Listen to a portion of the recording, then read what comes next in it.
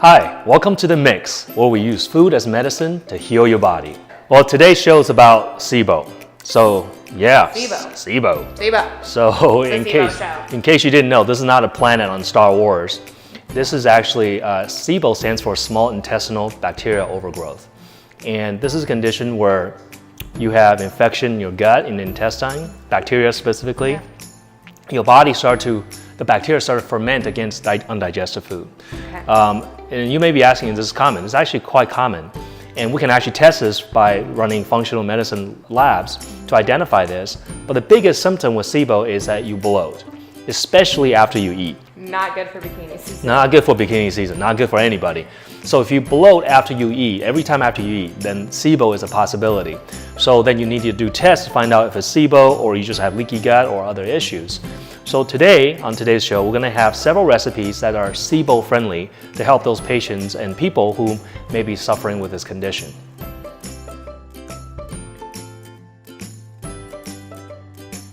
So in order to cook your spaghetti squash, there's very minimal ingredients required. It's going to be one simple spaghetti squash, some coconut oil, and an oven. Our oven I have preset for 375 and it's gonna be cooking about 40 to 50 minutes. We're gonna cut it long ways, right in half. I'm gonna let Muscle Man do that. There we go. Professional. So, semi-professional. The inside of your spaghetti squash is gonna look like the inside of a pumpkin, pretty much, same family. We are just going to peel out all of the innards. So you'll have your de-seeded half. We're just gonna rub a little bit of coconut oil right on the edges, right in the middle, so that way it can kind of soak in and doesn't burn.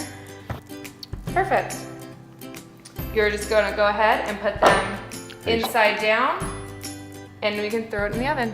Great. Once your spaghetti squash is thoroughly cooked, we need to kind of peel it right on out. This is an extremely difficult process, so I don't want you guys to get overwhelmed.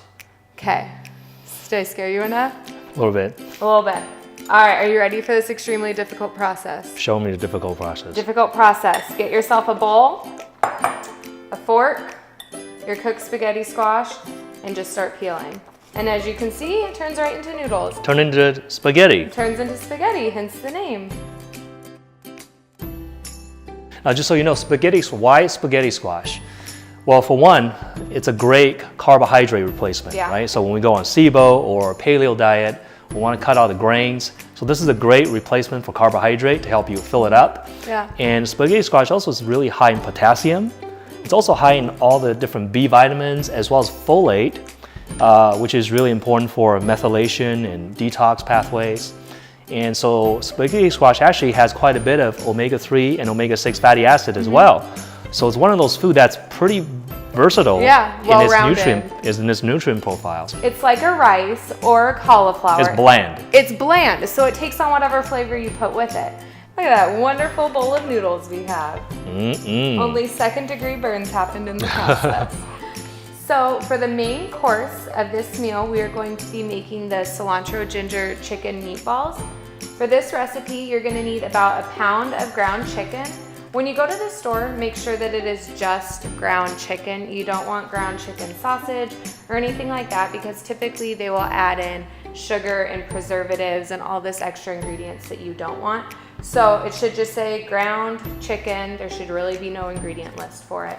You're gonna need about a pound of that. We're gonna do a half a cup of chopped up fresh cilantro, a half a cup of almond flour, which you can buy at most stores. Target, Walmart, your normal grocery stores will have it. Some salt and pepper. And then we're also gonna be doing some ginger and cilantro, about 2 teaspoons each. So we're basically gonna take all of our ingredients that we've measured out and stick them in one big bowl and just knead it like your mom used to do. We'll start with our ground chicken. Fabulous. Salt and pepper. Here's ginger and green onion, scallions. Scallions? Scallions, yep. And you're just going to be using the green portion of the scallion. We don't want you to use that white portion. It's at much higher fiber content and it doesn't taste as well. But we gotta make sure that we can still serve out that SIBO. We're gonna be using fresh cilantro, about a half a cup. And by about a half, I mean I absolutely did not measure that. I just kind of eyeballed it. Eyeball's good. And then the almond flour. The almond flour. Dump it in. Mm-hmm. All right. Can you do that fun one-handed egg crack thing? It's an accident waiting to happen. Let's see what happens here. These meatballs, though, are not meant to be a bready meatball at all. We want the chicken flavor to really shine. We really want that ginger flavor to shine. Mm-hmm.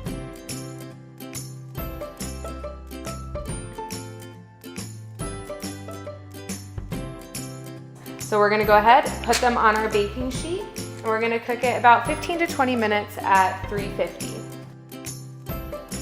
All right, for our drizzle sauce, our almond drizzle sauce, 1 tablespoon of the coconut aminos.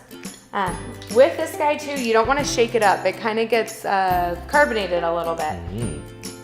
So just let it drip right on in there. 1 tablespoon of that. Smells like soy sauce. It does, but it's not. But it's not. All right, we're gonna do 2 tablespoons of the coconut milk. Gonna help a sister out. 1, 2-ish. Perfect. And we're gonna do 2 tablespoons of our almond butter, which we may want to stir up first. All right, and then we're gonna do a 1/4 cup of the chicken broth for me, please.